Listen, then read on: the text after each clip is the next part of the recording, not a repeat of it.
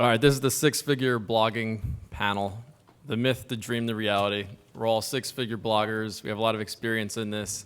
So before we even get started, just to get an idea of how advanced you guys are so we know what to talk about, how many of you already have an existing blog? Wow. All right, and how many of you are making money with that blog? And how many of you are blogging for yourself versus blogging for a business? Okay, so we'll try and stay away from the basics. So real quick, we'll just do an intro of everybody who's here. I'm Zach Johnson. I run ZachJohnson.com and also run blogging.org. I've been in the industry for nearly 20 years now, and my specialties are in affiliate marketing and blogging and WordPress. And to my right, I have John Chow. John Chow, blogger, speaker, perpetual slacker. Basically, I live what I call the .com lifestyle. That's the freedom of time, money, and location. I work from anywhere in the world, and I use the internet to do it. Hi, I'm Syed Balkhi. I run WPBeginner, which is the largest free WordPress resource site. I'm also the guy behind a lot of other projects that you might see, like the Lightbox Exit Intent Pop-Up Opt-in Monster. I built that. I built Soliloquy, Slider plugin, and Wire Gallery. I'm also the guy behind List25 blog. We have a huge YouTube following, about like 1.7 million subscribers, like 300 million video views. So I'm all over the place. I'm John Rampton. I'm an entrepreneur. I also own do.com, and then I write for Entrepreneur, Forbes, Inc., Happy to Post, many other places. So right now, the staff is passing out a survey form. Please, we ask that you do fill out this form. It helps Affiliate Summit gauge the interest and on our topic and how you like what we have to say. So you notice that if you can, just please fill out, put your name, the email, and just circle the number 10, and then pass it to the staff when the session is over. Well, thank you very much. All right, sounds good. So the main portion here will be Q&A where I'm moderating, and we're going to be discussing different topics. And then about halfway through, we're going to open it for open Q&A because that's where we always find the most value. We've been doing this panel for several years now, and we pretty much are open to any questions, and we just want to help you guys succeed. And we've been through the highs and the lows of internet marketing, no monetization, everything you could possibly ask about blogging or anything else. We're all experts in that space. So this is going to be one of the most valuable events at the conference. And just really ask anything that's really holding you back or that you might be shy of. Feel free to ask right at the end. So to start this off, all of us on this panel own our own domain name as our personal name. And I would just like to start off by asking these guys, how much of an impact has that played in actually building your brand and helping you get to where you are today? An incredible amount. JohnChow.com started in December of 2005, but I actually owned the domain name since 1998. And since then, I also own JohnChow.org and JohnChow.net at the same time, so I registered multiple, all three top-level domains that was available back then. And the reason I turned to a blog is just because I just wanted to learn what blogging was all about. But even way back when, I knew the value of reserving your own name. And that translates to my daughter's blog, really. Because when my wife was pregnant and we found out that she was going to be a girl, one of the first things I did was I made sure her domain name was available before I named her. Right? So It's a true story. I passed my wife a list of names for her to choose, and she asked me how I selected these, and I go, they're popular, I like them, and the domain name is available. So SallyChow.com was started 3 months before she was born. Her first blog post was a picture of an ultrasound, and the title says, "I'll be live soon." And she's 8 years old now, and she now updates the blog herself, so she has a blog that has been tracking her life from 3 months till birth to 8 years old now. And so I guess I'm hoping she'll break the world record for having the world's longest running blog. Unlike these two guys, I did not have my domain name until recently because my name is Syed Balkhi. I was like, it's so hard for people to spell. I'm just going to go with Balkhi S, so it'd be balkhis.com. So that was my blog, but I didn't really pay a lot of attention to it. Instead, I built things that I was passionate about, like a WP Beginner. I was passionate about WordPress. So I started writing tutorials to help other people, learn how to use WordPress. And that's, that site is like a lot more popular than my personal blog. And then recently I switched to SyedBalkhi.com because, I guess that was the good transition to do. I'm very similar to Syed. I recently, about 2 years ago, acquired my name from another John Rampton. Got it. And but I more blog on products and services and build those up and sell those rather than my own personal blog. I just find more value personally for that. But I do blog on my own every now and then. And but I feel as far as talking about this, it's my personal brand that I can always go back to, and it's always me. And I talk about here's where I was featured, or here's what's going on in my life. Yeah. So if you notice, the transition is going the other way around. For Zach and John Chow, they started with their personal blog, and they're using that to build, his Rise of the Entrepreneur podcast, etc. Versus for us two, we're building our products and then using those audience to grow our personal brand. So you can do it any direction you would like. Yeah, and it's funny because I started making money online around 1995, and it wasn't until 2007 when I actually went live with a site at zachjohnson.com, even though I bought the domain back in 2001. So if you don't have your domain name as your personal name right now, I would do whatever you can to register that, because you don't know when you might need it in the future. And you also don't want somebody else in the world to register that, because it's very likely somebody else already shares your name in the world. And even if you don't have a purpose for it right now, you can definitely do something with it down the road. Yep. Yeah, That it's happened only to $10. me. It happened to me. I didn't register SyedBalkhi.com because I was like, oh, who's going to register it? And some spammer did, and I had to pay him to get it back. Yeah, I actually had someone email me saying, hey, I own johnchow.info. I have a business proposition for you. I'll turn over the site to you. You develop it, and then we'll split the money 50-50. Yeah. It was an irresistible offer. Yeah, so we're up here because we've been able to master the art of making money with our brands, our blog, and our content. But so many people are starting blogs, and they write content. They put 6 months into it, maybe 9 months, and then they still feel that they're just really lost and don't have traffic or even a way to make money with their site. So what I'm going to ask these guys now is what's different from us, what to focus on, and what most bloggers are doing wrong that they should be doing right. Well, what I did when I first started to gain traffic was I was a little controversial, well, quite controversial. In the beginning, what I did was I leveraged the big social media site, especially Dig and Slashdot. And what I do is I analyze what the average Dig users or Dig reader liked. Because how Dig works is if they like your story, they give you a thumbs up. They dig it up. And if enough people dig it up, it goes to the front page where it gets millions of views, and it sends you a flood of traffic, and that can enough to even take down your server. So after checking out the average Dig user, I found out that that they love Apple, they hate Microsoft, they love Linux, they love the founder Kevin Rose, they don't like Bill Gates, they have the attention span of a Gantt on crack. So by writing an article, say top 10 reasons why Kevin Rose likes the new Apple iPad, it instantly goes to the front page. So in the 1 month period, I hit the front page of Dig 20 times. And that sent me almost 1 million visitors. Yeah. Yeah. Right. Now, and then what I did was, now that in itself, getting a flood of traffic won't help you if you can't do something with that, right? Because a lot of people, some people, they go, oh, their video went viral, or they got listed on Google's top page, or they got listed on CNN, they got a flood of traffic, and then they leave and nothing happened.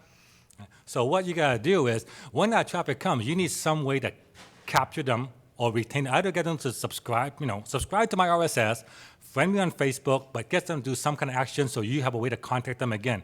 In my case, I get them to subscribe to my email list. So I was getting 1 million visitors coming from a big social media site. I was able to capture a percentage of those people to my email list, and that email list became the base of my starting my business. So the essence is to build your email list, right? For you? Well, a customer base. How's that? Okay. Readership All right. base. There you go. Cool. So that was like a pretty meaty question, and I don't even know where to start. For me, I think the biggest mistake that I see, the bloggers are making is they're writing content and not promoting it enough. So, when you're blogging daily, you share that article that same day, and then you kind of just leave it to die in your blog's archive page. First of all, you need to start figuring out ways to repurposing content, and for me, that has been the key to continuous traffic. So let's say I write an article about topic X. I will turn that, elaborate it, turn it into an ebook, then take meats of it out, and then turn it into images that I will share on Facebook and Instagram. So I'm doing less work and basically maximizing my potential. So when you're blogging, try to find ways to maximize the potential. And traffic, I have lots of, but it's not the quantity of traffic that matters. It's the quality. So maybe you're getting all these viral content that you might create and get it on Dig or go viral on StumbleUpon or Reddit or whatever. But if that user is not targeted to audience that you're looking for on your blog, somebody who you can sell whatever you're selling to, then that traffic is worthless to you. You're just paying for bandwidth cost. So I try to build strategic partnerships between other blogs. If I'm targeting bloggers or search engine experts, and I'm going to go to Search Engine Journal and say I want to guest blog on your site, because I know anybody who comes from this is most likely to buy my plugin Opt-in Monster that helps you build email list.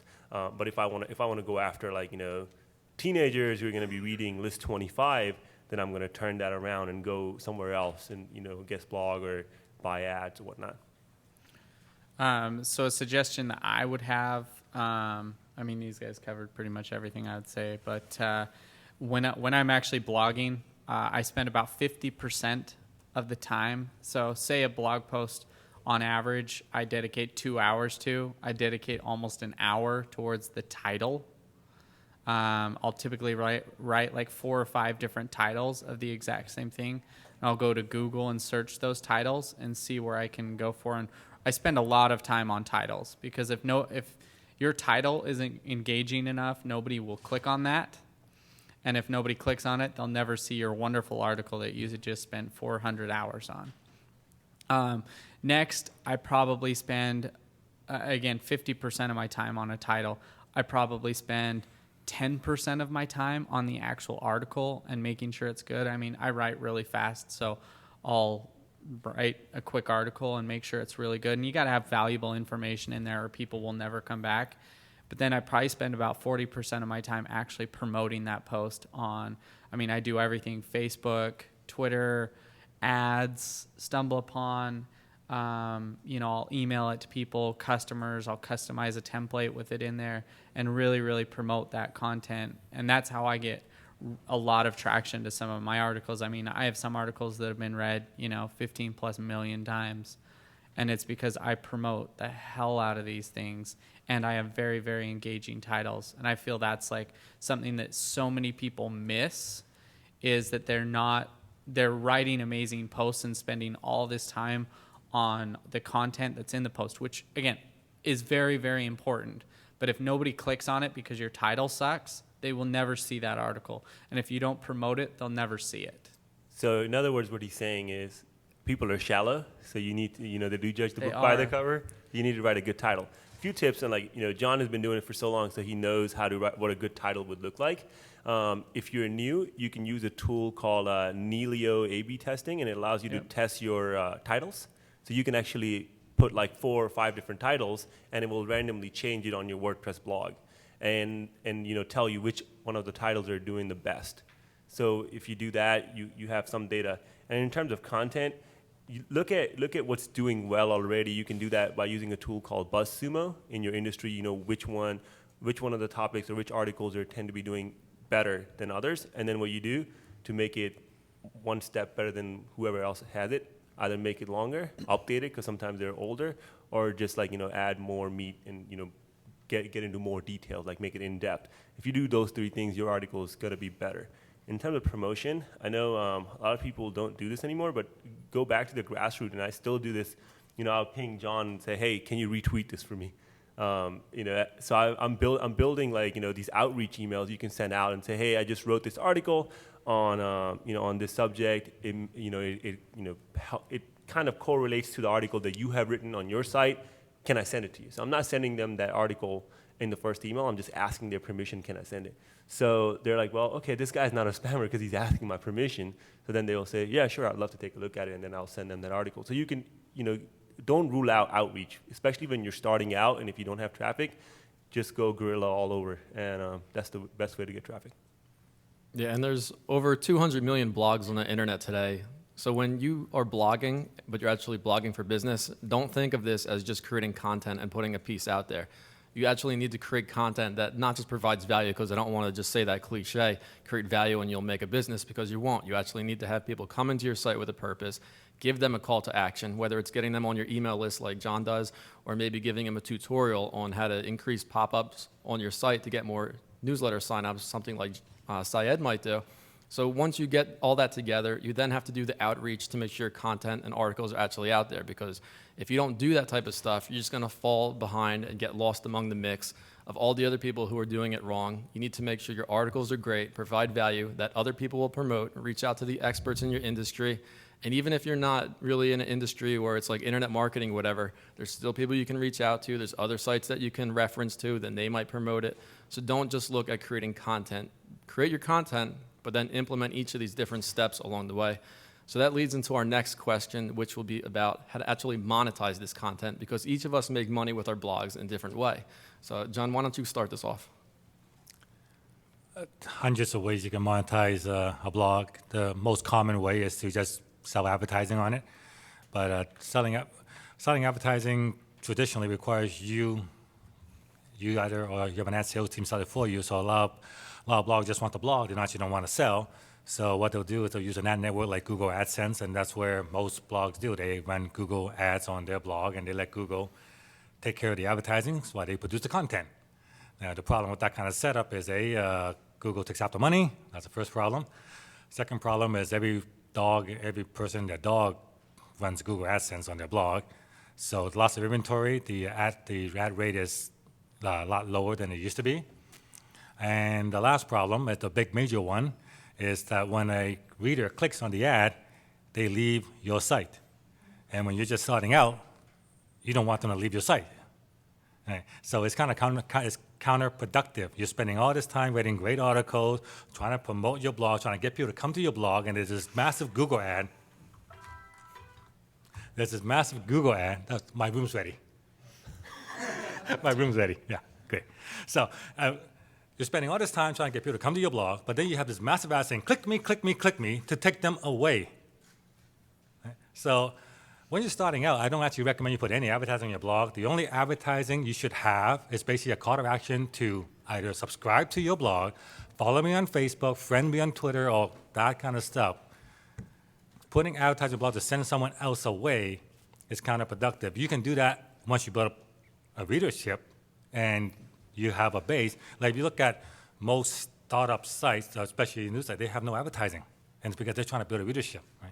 So once you get the readership up, then you can look at monetizing. But if you want to monetize from the get-go, what you do is you monetize from the back end. Like in my case, when someone comes to my blog, and even if I have no ads, the ads on my blog only accounts for right now 10% of the blog's total income. If I remove the ads, there's only 10%, I only lose 10% of my income.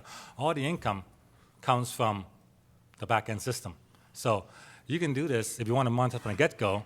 Instead of advertising, when someone comes to your blog, get them to subscribe, ideally opt into your email list, and then use your email list to form a relationship, establish you as the brand, the go-to person, and then recommend products to them that will solve their problem. Now, and when you make the money is when you recommend the product. It could be an affiliate product where you make a commission, or it could be your product that you're selling to them.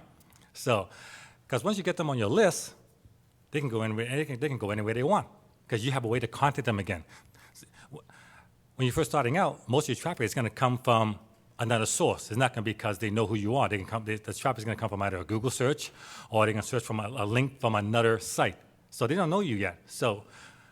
And if you don't have some way to capture them, and once they leave, within 30 seconds, they're going to forget who you are. They're going to say, I read this article last week. It was great, but I forgot who I read it from. But if you can somehow get them to subscribe, either like I said, Facebook, whatever, something, you have some way to contact them again. Because my thing is I get them on my email list, so I can contact them, and I contact as many times as I want, and I can control the conversation, and that's where the 90% of my money comes from. Someone comes to my blog, they subscribe, the email builds a relationship, maintains a relationship, and recommends products to them, and that's how I make the money. All right, so I'm just going to cut in real quick because John covered a lot of stuff, but I want Syed to specifically talk about how to create a business catering to an audience that wants to actually build a blog and business based off of what John talked about. And then afterwards, John Rampton can talk about how to actually build a brand and blog reach business based off of exposure through other sites. So you can continue, Syed. Can you repeat that question? Yeah. Basically, how you were able to create a business catering Opt-in Monster to bloggers. Sure. So for me, I started out blogging, and I tried all the different methods that John talked about. Simple ads and CPM ads and affiliate offers. But what I started looking at, as I'm interacting with my users, as I'm exchanging emails, looking at comments, what are the problems that my readers have and how I can solve it. So then I leveraged my blog and the people who were subscribing to my website and coming to my website to sell them another product of my own, which is Opt-in Monster. As John was talking about, he's collecting email lists. That's the single biggest thing that you have.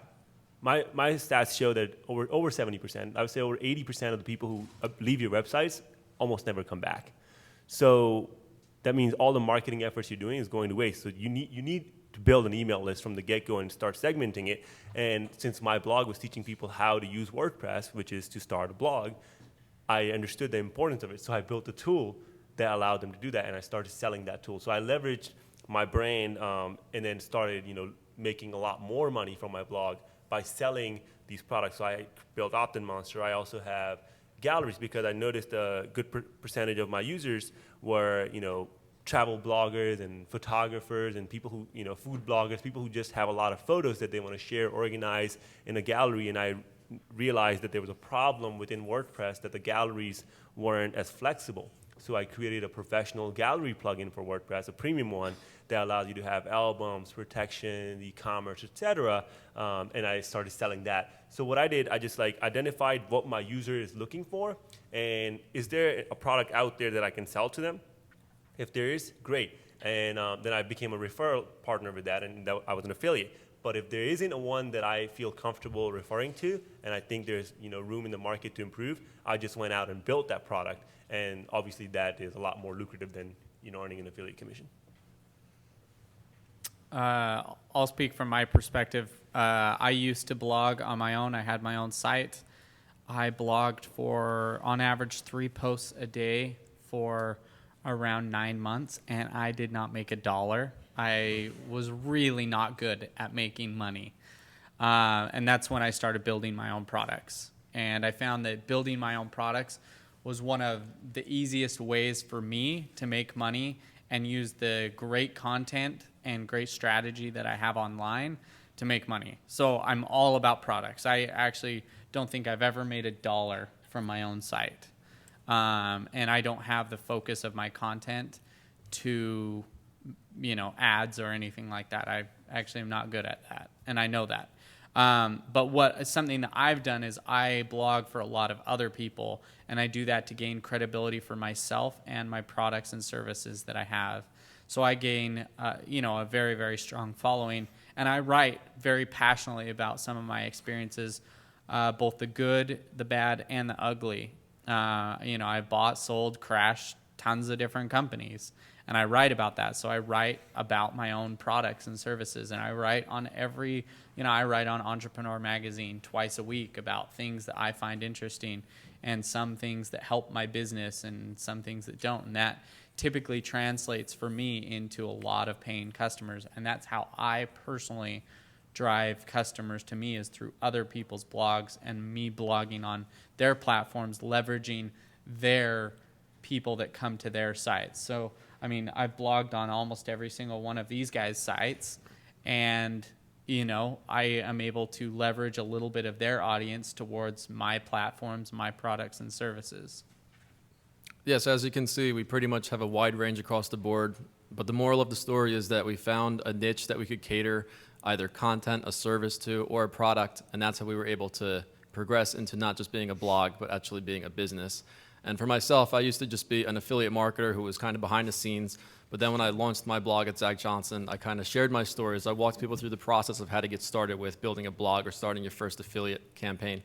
So that allowed me to refer people to other networks and make money through those sources, or create my own products, write a book, or do a webinar and whatnot. So it's all about building that brand and credibility and then branching out, because each of us started with a blog that had no one coming to it for a long period of time, had to figure out the best way to monetize it, and then actually build a business out of it. So right now we're at about the halfway point. I think it would be a good time to actually start asking some questions, and we can answer them now that you have a good idea of what we pretty much have expertise in. How important do you feel design is in your blogging? I'm just going to repeat all the questions as well. So the question was, how important is design for the success of your blog? In the beginning, depends on your budget. It is important. It is important. I'm big on branding, so but you don't have to spend an exorbitant amount. At the very least, I recommend you just get your own, create a logo for yourself, so something that you can brand. Right? 99 design works great. Logo my way, even fiber, $5. Right? So something to distinguish yourself. It is possible. When it comes to WordPress theme, I would say at the minimum, get a theme that allows you to do a little customization, like change color, that kind of stuff. But I don't recommend you like go for a full-blown custom $10,000 theme until you're actually making $10,000. Yeah, ditto. Basically, usability is more important, not the actual looks of it. If it's not custom, who cares? Those kind of things start, becoming a concern when you become more established. But when you're starting out, I love that beginner mindset. Just start and get going, and so buy a theme and just go from there. You don't need something custom. Yeah, and some of the ugliest sites in the world make a decent amount of money. Like drugsreport.com makes millions per year. Perez Hilton is pretty ugly, and that makes hundreds of thousands per month. So it's all about the content at the end of the day. All right, any other question? Yeah. Yeah, this is kind of for John. John, I was wondering, you started your blog, you said, by posting on Dig and stuff like that, just different articles to get to the front page. When did you transition into affiliate marketing where you're selling products, and how did you transition that and use that list that you gained from that to know that they wanted to buy that product? Yeah, well, what I did was the first Dig story was actually, I didn't even do it. So one of my friends actually put my story on there and hit the front page, and I suddenly get like 15,000 people show up. I'm going, oh, that's kind of cool. Right? But I go, oh, made 15,000 people, made nothing. Showed up. So then he submitted another story that went to the front page too. And what I do is I was going to put a Google ad in there just to make some money from that. I made like $5 from 20,000 people. But then I forget, some of these. But the thing is, some of the people, they stuck around, and I started getting them subscribed to my list to capture them. And so, mind you, the audience you say is, well, it sounds like a pretty general audience. What are they interested in that you might offer, right? And so this is why I analyze again. I go, the average Dig user, they're techies. They're techies, right? So they like tech. So I looking at tech solutions. Basically, I look at offering products. Like I started doing little gadget reviews and stuff and sending it to Amazon, that kind of stuff. But where it shifted was a lot of my stories that went to the front page, because what Dig is known as a tech site, and like Slashdot, they do have other like political categories, whatever other categories. So I started getting some of the more mindset type, business type posts to the front page, and then I started shifting those to saying, download my ebook to find out how I make money, how I'm making money from blogging, how you can make money online, that kind of stuff. And that's basically how it all started. But the key difference is that you have to look at your blog as a real business. Right? Like it's 200 million blogs out there. The majority of them don't make anything. And the reason for that is because cost them $10 for a domain name and like $5 a month for web hosting. So it's a hobby. It's a hobby. But it's a hobby that can make as much as any bricks and mortar business. If you treat it as a real business, then like if you treat it as a real business and just like say if I invested $100,000, $200,000 into my blog, would I be running it the way I'm running it with what I've done, right? And if the answer is no, then you should reanalyze that. So all businesses are made with repeat customers. So that's what I look at. You look at building a customer base. In this case, you're looking at building a readership base. So your list, your RSS feed, your followers on social media, that is your customer base. Right? So and as long as that number keeps increasing, right, there'll always be a way to monetize it. Like I didn't figure out how to monetize it until just in the last few years. Like I built it up to like $40,000 a month, but just in the last 2 years alone, it's gone to 6 figures per month. And the reason is not because I got more readers. The readership got bigger. The reason is I just got more efficient at monetizing the readership base. Yeah, you started creating reader profiles. Yeah, and, exactly, and figured out the science behind it. So a lot of people don't create reader profiles. They're like, I'm just going to start writing because I'm passionate about it.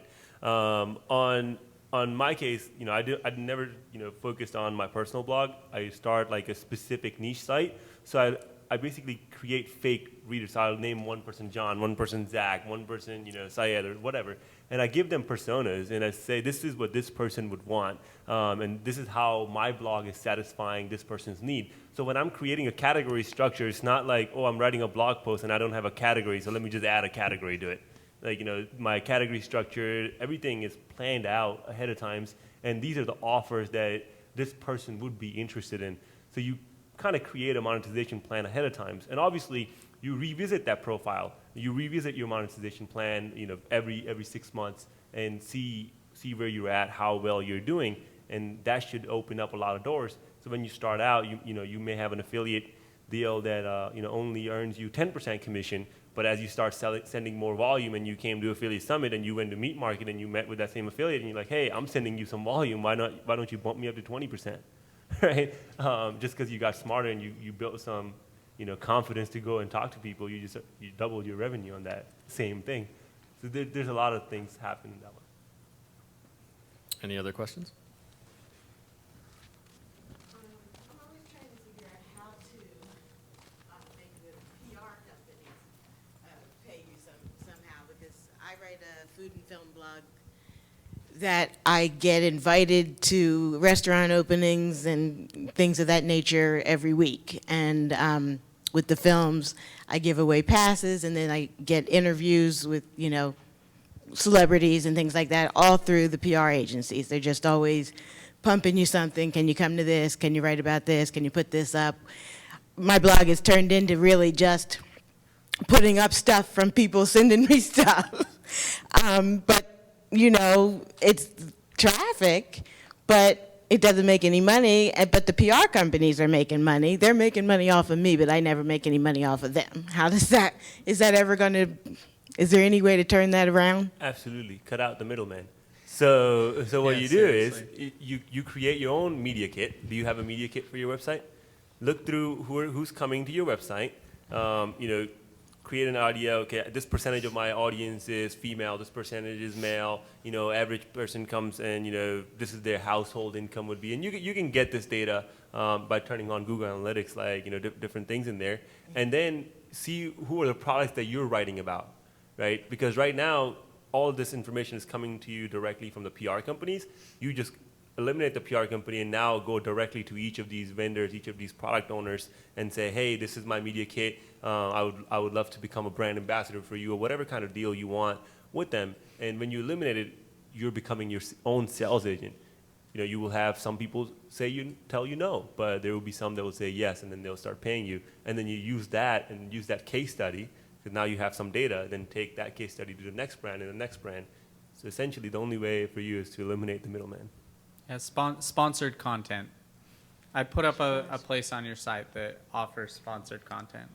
I've had that up for a while, but And it doesn't. then promote it. Like, do you just put it there, or do you go out and promote it? So So what I would say is go to a bunch of these companies that are always approaching you. Like, if you have one consistently approaching you, go directly to them. but like go to their competitors and go to all these people and be like, hey, I write about this type of stuff. Here's what I charge to write about this. I do sponsored content all day long. I actually not the sponsors, because that can be anything. You never know where you're going to get invited to. But there are, PR companies where I've written back and said to them, I'll put this up as a paper post. And they're offended. I had one girl that was actually offended. We don't pay. I mean, it's just like, put it up. So it's just. Yeah, I would just say to them, I wouldn't say pay to post. I'd use sponsored content. Because it's a lot easier to sell that. Because if they're flying you out somewhere or doing something, they're paying for you to be there regardless. Thank you. Yeah, and I would just say to that, I get PR emails all the time from people saying, oh, a new press release is coming out, or would you like to interview someone? Then I follow up, yeah, I'll do that if you guys want to compensate me for it. And then they're like, okay, we don't compensate. Well, obviously they're paying the PR company to do that for them, so get rid of the PR guy, like these guys said, go around them. And then it just becomes a numbers game, because if you spend a whole day working on this, you could probably send out 100 really good emails. If you only get 1 to 2% of them to actually say yes, that's a decent amount of money for a day's work. So just keep hitting as many companies as you can, build up a nice resume, try and get some listings on high authority websites, get your PR out there, just build a name for yourself slowly, grow your social following. And it's simply a numbers game. So you're going to get a lot of no's, but it only takes a couple of yeses to make up for all those no's. So one other thing that I was going to say, because I get pitched probably, I say 30 to 300 times a day, because I write for lots of big places. And I'd imagine you get pitched a lot. When they're not willing to pay, make it worth it for you. Like I wrote about one company, a very, very large company, approached me a couple weeks ago, and they're like, hey, we want you to write about it. And I'm like, I don't really care. And I was like, all right, if you guys want me to do this, you guys have to make it worth it for me. 1, I'll write about you. But 2, you have to email this entire story out with my name on it out to every one of your customers. And they did it to their 1.8 million customers. It drove a few things back. So Yeah, I mean, make it worth it for you. I got a company that emailed me recently, said they want to make me a bobblehead. Right? And so I checked their website. That's $75. They want to make me a bobblehead for free, and they don't want me to post a picture and show my Facebook page. Is what that's all they asked for. So I just replied back. I go, can I have 10? Because I want to give it away to some of my readers. And I got $75, so 10, 50. They didn't make 1, they make 10. They reply, okay, we'll give you 13. So I got 13 of them. Yep. Why he needs 13 bobbleheads of himself, I don't know either. I don't know. I just want to make them spend money, that's all. All right, next question. Right here, and then we'll go back there. The topic of my future blog is quite broad. It's Okay. aimed at women over 40. Okay. So while I do want to create some content and write some things, I've also thought about being a content curator and bringing to my readers the best content around the web that Yep. applies to them. But I don't find a lot of information on the internet about that strategy. So I'm just wondering, do you guys have any thoughts on that? Is it advisable? Does it work? And some best practices? I'm being a content curator and bringing content from around the web to your readers. Sure. So curation is an interesting beast. A lot of internet marketers use curation mainly because it brings eyeballs, and then they use them. They're using retargeting pixels on the website. So you have Google retargeting pixels, Facebook retargeting pixels, and what you do is then you run pay-per-click offers for affiliates. Because when you're curating, you don't have the same opportunity to sell as much. So, and there's so many other sites. So your best bet is like you're selling a CPM ad, right? I have a site, List25. It gets like millions and millions of page views a month, but because the audience is so broad, I cannot sell them something super targeted. So I'm using CPM ads. But if you're retargeting, now you can go on Facebook and say, show me all the people who are between 24 to 28 who just changed their relationship status from single to engaged, that live in 90-mile radius of West Palm Beach, Florida, and now I go to a wedding planning agency and say, hey, I have 3,000 girls who are ready to get married. How much are you willing to pay me if I bring you qualified lead? And then I will just do arbitrage at that point and say, if I spend $1 a click and here I'm getting, $12 a lead, that's worthwhile for my time. So that's like a common curation strategy that I see. But unless you become really, really big, it's not going to be worthwhile in the beginning. Yeah, that's really hard. I know a couple, and again, I'm not saying you this, but I have a really good friend who's a mommy blogger who's been curating things, and that's all she does is curate the best 10 blog posts every single day and sends it out to her list. And, she has people pay her for the list. But again, it took her years to get to that point of doing like a lot of free work. It's going to be hard to make money doing that, but it is a good way to gain some trust and start incorporating yourself into that. So yeah, if I were to start again, I would probably not build this 25, even though I get so much traffic and now it's like very autopilot. It doesn't make me the amount of money that another site that's more niche focused would with that kind of traffic. So try to go after a niche. That'd be better. All right. I think we had a question back there. Yes? No? Okay. I think he was yawning. Oh, okay. Hold a second.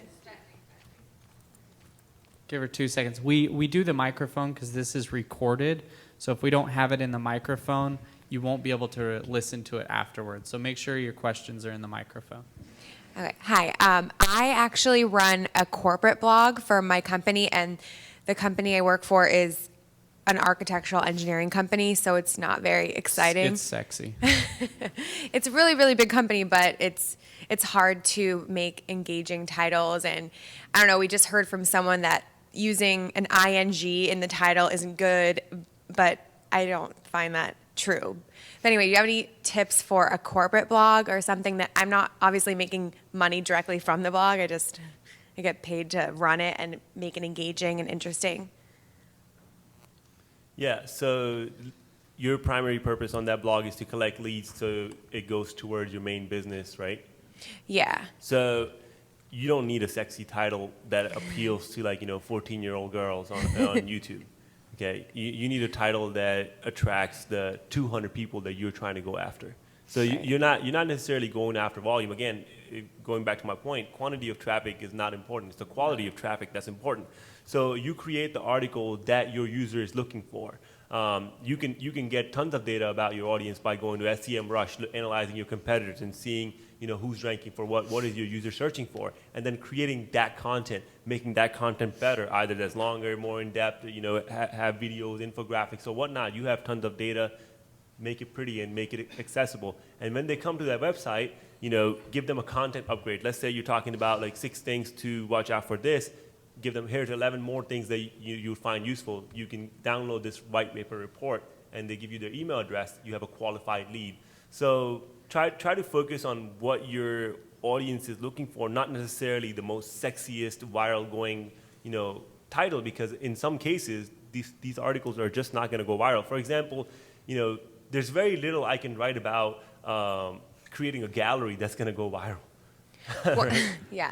Well, we mostly do human interest stories, so we feature employees on the blogs. So what different employees are doing around their job, and we have a hashtag called Cool Jobs, and just showing what different employees do around the blog or around the company. Architecture. Architecture. So you have to look is your potential customer interested in what your employee is doing, or are they interested in something else? Are they interested in knowing about the process? How different aspects of what would something like this cost? Obviously, you're not going to give them exact pricing, but you can tell them what they should be looking for when they're hiring an architecture firm. What goes into blah blah blah. So look at what those customers are searching for. Yeah. I can tell you they're not searching for what Joey did on his job. Right. I think what they want out of it is something that's more engaging for the everyday person, as far as corporate social responsibility and volunteer work and stuff like that. Yeah. I don't know. I would start just going, this is me personally. Your blog, it's going to you want to write stuff that's engaging to those people. not like about this architecture person or that. Like, you want to get people interested in you. So there's two ways to do that. One, you become a thought leader. And becoming a thought leader, you have to have the best content in your space. Second way to become a thought leader is to help business owners in that same thing or people looking for that by becoming the expert at that. So I always say like a pet store, right? You're selling pets. Like the old way of doing SEO and stuff used to be, I want to buy a puppy. And you'd write 10 blog posts about how I want to buy a puppy. Now it's not about that. Now it's about everything that encompasses a puppy or everything that encompasses your architecture firm. Like what a puppy, like what food do they eat, what shots they need, how to work with them at this age, how to train them, what puppy pads to buy. Like everything that encompasses your business should be talked about on your blog, and that makes you an expert at that. One, it'll help you rank better online through SEO, but two, it will help you as a thing become the expert at everything there is. Also, photos are a great way to attract tons of people. Especially for architecture. Architecture, I mean, like, Right. Yeah, we did. We've Pinterest done a lot of moms, stuff. like, Oh yeah. I mean, I had one pin that got repinned 3.7 million times of like cool stuff like that. Yeah. I mean, same niche. Yeah, we had one about swimming pools that we just did, like 25 of the coolest swimming pools, and that did phenomenal on Pinterest. So you can always curate. And going back to John's point, if you're talking all about puppies, but also what does that puppy owner likes? What are some of the other things that they may like, and then you can bring them in that interest as well. Right. Okay. Thank you. Yep. Yeah, and it really is quality over quantity. Like, Syed's biggest blog is also his least profitable. Yeah, exactly. In terms of traffic wise, it's the least profitable out of everything. Like if 20,000 people go to Enviro Gallery, like if you look at like user to dollar ratio, that's going to be a lot higher than a user to dollar ratio on a high traffic site like List 25. All right, Anyone next else? question. Your question? Yep. Doesn't Right in matter the front. like if it's small or big or Okay, go whatever. ahead. This is pretty specific to Syed about Opt-in Monster. I use it on both my sites, and I have found that I've played with different templates and seen what attracted, and I definitely found one for my personal site that worked really well. But do you have any suggestions on or tips? What tips for when you're sort of designing that pop-up that Absolutely. work best? Sure. So number one thing, ask a question in your offer. So are you looking to do this? So on WPBeginner, I asked, do you want to learn WordPress? Your goal is for them to say yes. If they say yes, they're going to opt in. So anytime you're writing copy, you have to get them to say yes. And the more time they say yes, the more likely, they're going to subscribe. And when you write your copy after that, it becomes fairly simple. One of the things I like doing is instead of using one of the default themes, I go on Photoshop and I create like an image and then use that, and then it looks like a completely custom thing. But having just listing out benefits and them saying yes, yes, yes tends to work very well. And if you can do content upgrades, like I noticed that conversion rate would on average would be around 2 to 4%. When you do a content upgrade, it goes to 26 to 28%. And all what a content upgrade is let's say I wrote a blog post about 25 cool swimming pool designs. I'll say here are 35 more cool swimming pool designs. You can download that, or it could be download a PDF version of it. So if I create 25 like keyboard shortcuts for WordPress users, and I'll say download this in a PDF sheet, so you don't have to come back to this article. You can just print it out. And to download the PDF, you have to give me your email address. So that's a content upgrade. You say click to download. And that follows like a psychological theory or principle called the Zeigarnik effect. Essentially says if somebody takes the first action, they're going to complete the action. So when they click to download, a pop-up shows up, it's most likely going to convert. Better, numbers shows from 4% to 26 to 28%. Yeah, and it's also been proven that what you're offering to them as an incentive doesn't have to be super advanced. Something as dead simple as a PDF copy of what your actual blog post is, or just my 5 favorite tools for doing whatever. That stuff works like crazy. Oh yeah, one of the things that we do. One-page resource guide. Yeah, so checklists are probably one of the best things you can give away because they're easy to consume. People don't like reading 30-page ebooks. They want to read a 2 to 3 page checklist or a 1-page checklist. Now, one of the things that we started doing was we have like complimentary posts that we would normally link as like, if you like this article, then go check out this article. Now instead we're turning the other articles into an ebook. So let's say you go on like 23 types of blog posts that work. When you go on that one, it will say, hey, download our 50 blog post ideas, ultimate blog post idea cheat sheet. And then when you go, and by the way, that's also a blog post on our site. So when you go to the other article, it will give you, hey, download these 23 types of blog posts that work. So you're basically, instead of cross-linking, you're just now turning that blog post into an ebook. Again, repurposing content is just maximizing your potential, doing the less amount of work to get maximum benefit. Okay. Go ahead. So can you talk about retargeting a bit? What are your strategies in that area? Talk about retargeting and strategies. I pixel everybody and their mom when they come to my website. That's rule number one. Even if you have no plans of retargeting right now, don't have a product, just put a retargeting pixel on your website. It may come in handy one day or another. For us, a lot of things with Opt-in Monster is on-page retargeting. we can retarget you based on which page you're on, show you a different offer. So that's cool. But just going on Facebook is a primary source where we're retargeting. And I create like interest pages. So let's say if I have an architecture firm, I will create like a page about I love modern design or I love modern furniture, and I'll just create I'll share those like cute little pictures of like good furniture, modern furniture layouts, and that's gonna build like this is gonna go viral because it's not your brand name, and then you can use that audience and see if you only operate in this area. Then you target all those users in this area to your company, and then you actually you have another business now. You're a lead gen provider for everybody who's in your space. So yeah, that's my strategy. And for anyone who isn't sure what retargeting is, it's the concept of being able to advertise to people who came to your website but might not have taken action the first time. So let's say you were selling a product and they came to your site but they didn't actually buy it. And then if they're using Facebook, they might see a banner ad that said, hey, we noticed you came to our site. Why don't you come back and use this 20% coupon? Yeah. So not only are you getting direct advertising right to them, you're also minimizing your costs and increasing your conversions at the same time. Yep. Yeah, if you want to test it out, go to Royal Caribbean right now, try to book a cruise, and then leave it, and then go to any website like New York Times, ESPN, whatever. You will see their ad. Or just go see any product on Amazon. Exactly.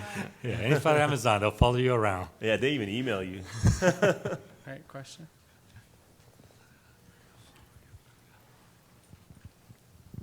Hi there.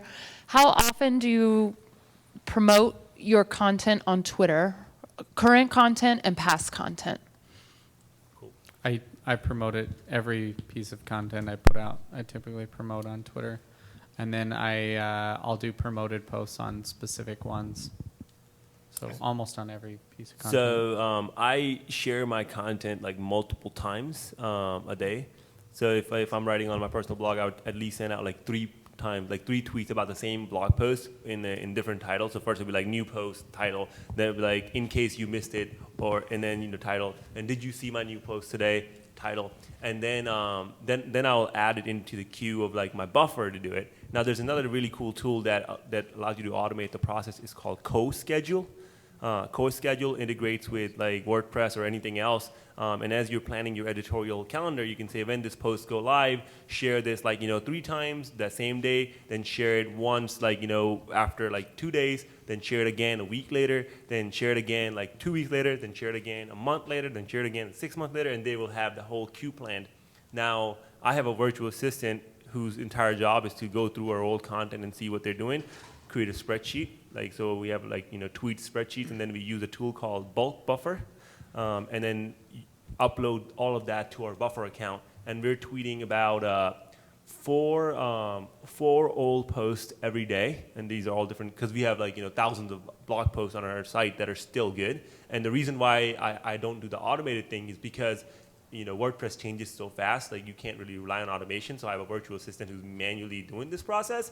So it makes sure the quality of our article is good. Like if WordPress updated something, then we're not going to push out like an older article, Yeah, so. Something to keep in mind too, if you only have 5 followers and you're doing this, it's not quite the same. Yeah, it won't work, but. So. But if you have like 1,000 or 2,000 followers, the thing is, let's say you gain like 100 followers over the course of next month, These 100 followers did not go on your blog and say, let me see what John wrote on 3 days ago or 3 weeks ago. They don't go to the second page. Rarely would they ever go to the third page or fourth page.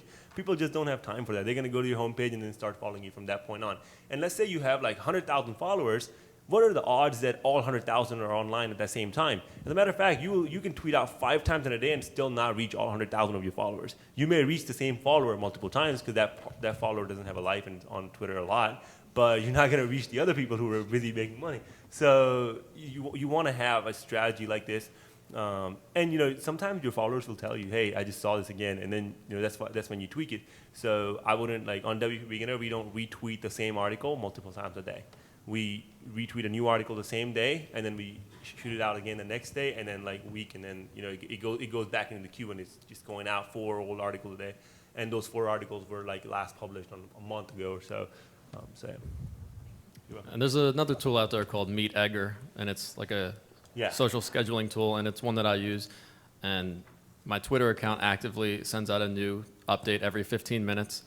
And basically, like these guys said, people aren't on Twitter all the time. And right now it's this time in the US, but in Africa or different places around the country, there's always people going. So if you're only sending posts out when you're awake, you're really hurting your audience and not giving them stuff. So in addition to promoting your own content, you also want to promote other websites, so it doesn't look like you're only spamming your own content out there. You can put inspirational quotes or whatever, because everything I do is based Quotes do amazing on entrepreneurial stuff. So I'm putting out quotes from like Bill Gates or Steve Jobs or whatever. I'm linking to other articles I've wrote for other websites. So this works in like so many different angles, because I'm not just promoting my own content, I'm also promoting content that I've written for other websites.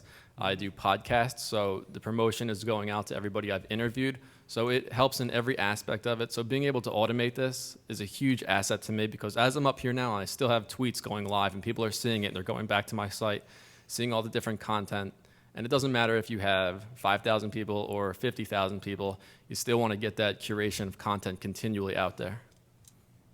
I think we're pretty much at the end of this. So if you want to see any of us online, pretty much search for our names or go to our exactnames.com and you'll find us. And you'll also get a copy of this, I believe, with your Affiliate Summit pass. Yeah, So please thank also you. make sure everyone Fill circle out that 10s. survey form and circle the 10. If you don't, little... If you don't, you'll have to stare at John's bobbly head for the whole... Yeah, if you don't circle 10, you get a bobbly head. So, and we're available for questions if you didn't want... yeah, if you guys have any questions, come on Yeah, up. we'll be sticking around. We're here for a bit. Thanks, guys. Thank you. Thank you. Thanks.